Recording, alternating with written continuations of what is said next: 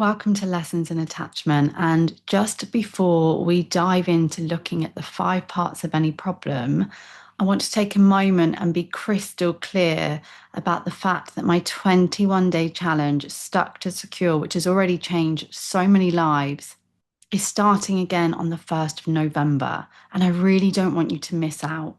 As we head into November, as we move towards the end of the year, a start of a new year, can't believe I'm saying that already. This is the perfect opportunity to reset. And I want to make sure that you know that this is for anyone trapped in any anxious cycle. That is attachment struggles, constant worry, overthinking, comparison, fear that you're falling behind in life's timelines, or just that overwhelming feeling of needing a sense of direction. You might have a clear trigger, you might just want to get back on track, but this 21-day challenge will help you break into the cycle of thoughts, habits, reactions that are keeping you in the same patterns. And most importantly, over the 21 days, we will replace them with ones that let you live and love the life that you have. Because so many people talk to me about feeling like they're missing the current moment. They're not able to enjoy the here and now. This 21 days, 21 tools is a reset to get back on track, to rediscover who you are, to get clarity, to get clear, and to take action. From the 1st of November, my goal is to help you gently guide your nervous system from survival back into safety. It is from there that you get to show up in the way that you desire and feel how you desire. If you know that you need to get back on track, if you know that you need that with guidance and support, let's make it so that joy and ease feel like your new normal again. And now I can rest easy that there is a clear invitation for you to join me from November the 1st. Let's move on to this episode. Today, we will discuss the 5 parts of any problem and how understanding these different areas can help you to make real practical changes in your life. I'm really talking to you if you find it hard to maintain change, can't quite understand why you feel stuck, you get overwhelmed, you react strongly, and yet you know that is not who you truly are. Deep down, that's not who you are. In fact, you may even say that in many areas of your life, you are confident, sociable, capable, but these moments make you feel like you've lost control. Let's consider together the 5 areas of any problem. The CBT 5 areas are simple but powerful.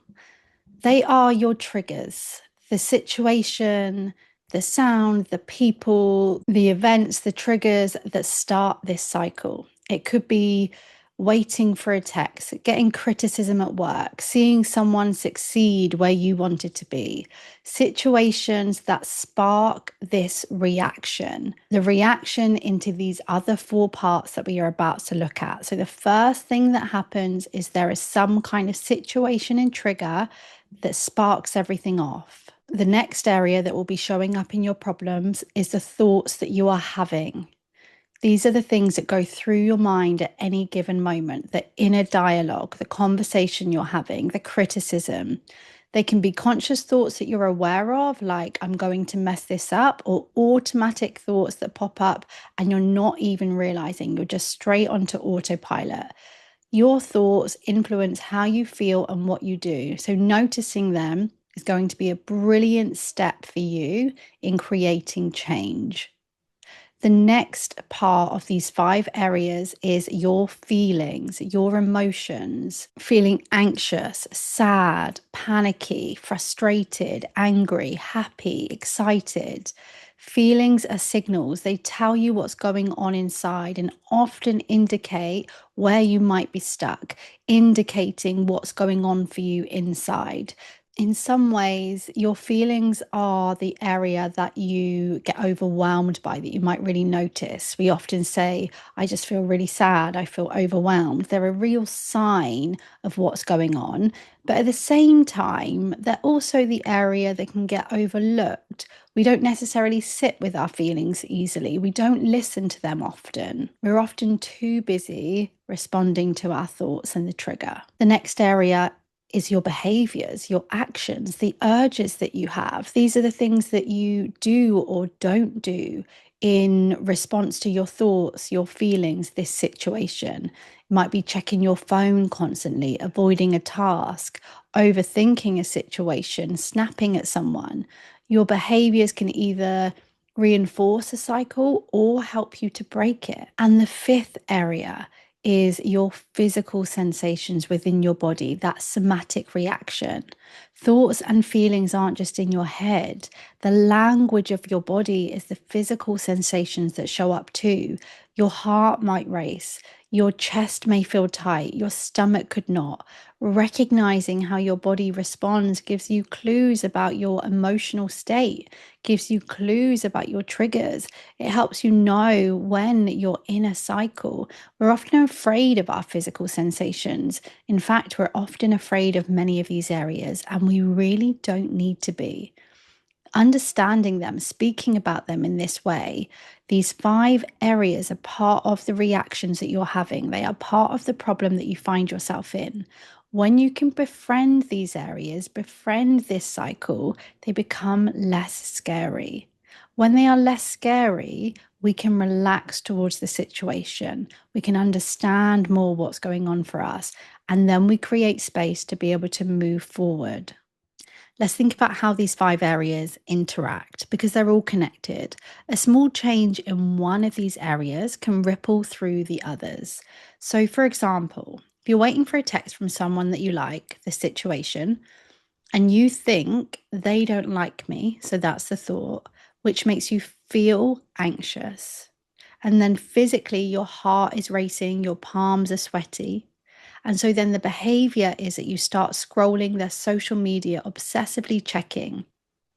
Well, even a small change in one of those areas, like pausing instead of checking, or checking in with what assumptions you're making and reframing your thoughts, a subtle change in that way can adjust the other areas. If you think more realistically, you will find your physical sensations and the feelings are not so intense. And then you will find it easier to resist the temptation to obsessively check their social media.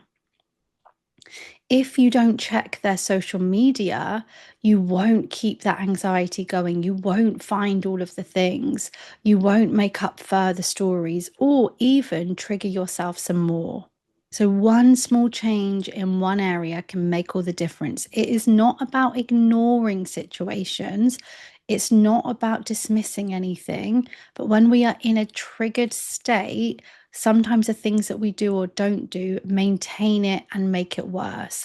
We need to really make sure that we are in the best place that we can be when we are addressing our problems. Everything's nuanced. You can give me examples where that won't be the case, of course, but for many of the examples, it is the case. Many of the problems that we have, it is the case. I'm going to give you an example for anxious attachment, procrastination, and worrying. See if you relate to any, or if it just builds up the picture of these 5 areas some more. So these are some examples just to make it easier to see the 5 areas in action. The framework applies to any situation: work stress, friendships, family, habits, daily challenges. So for anxious attachment, the thought is they're not texting back, they must be losing interest. You feel anxious, panic, sadness. Your body, the physical, you have this tight chest, racing heart. The behavior is that you're over texting, checking your phone constantly. Perhaps I didn't say that the trigger was waiting for that reply. For procrastination, the situation, you have an upcoming deadline. The thought is, I'll never get this right, feeling overwhelmed and stressed. Physically, there is tension and headaches, and your behavior is that you end up avoiding the task and scrolling social media. If you're someone who worries, perhaps the situation and trigger is that thinking about a future event that you have coming up. And the thought is it's going to be terrible, something bad will happen. And this creates a feeling of fear, of nervousness, of anxiety. Physically, you have knots in your stomach, you feel restless, you feel sick. The behavior is that you start overthinking, over planning, seeking reassurance, trying to figure out how to stop this bad thing from happening. Remember, it's a hypothetical worry in the first place. These are examples of the 5 areas framework that can be applied to any challenge, habit, or situation that you want to understand and change. Understanding this can help you to be your own coach, can help you to work through problems in your daily life. You can really master this the more that you get to know it. The free workshop and Stuck to Secure is a brilliant way for you to have self-help around this and to work through it yourself. If you want 21 tools straight to your inbox, well, not straight to your inbox, 21 tools over 21 days, I highly recommend Stuck to Secure. Like I say, it is all the tools that you get works through these 5 areas. That will really help you to master this. For your own self-reflection, based on what you've heard today, what is contributing and maintaining your main difficulty right now? Is it the way that you're thinking, feeling, something that you're doing or not doing? Is it something about the trigger? And how does this help you to understand your current issue more clearly? Can you spot any patterns that are keeping you stuck? Can you see any small areas where you can make practical changes today? Remember that adjusting one area can really help the other areas. So, for example, you might notice that adjusting one behavior like journaling your thoughts or taking a short walk can shift your feelings and your physical state, which makes it easier to act different in the other areas. Your key takeaway is that problems aren't just one thing. They're made up of thoughts, feelings, body responses, behaviors, situations that interact. That's the reaction at play. When it feels like something is overwhelming, you're acting out of character, break it down into these 5 areas and it will help you to get clearer on your next step. Focusing on just one area, as you've heard, can create a ripple effect across the others. So next time you feel stuck, identify your 5 areas, pick a small area to change, and notice how that affects the others. The best thing is when one change has a brilliant, huge impact on all the other areas.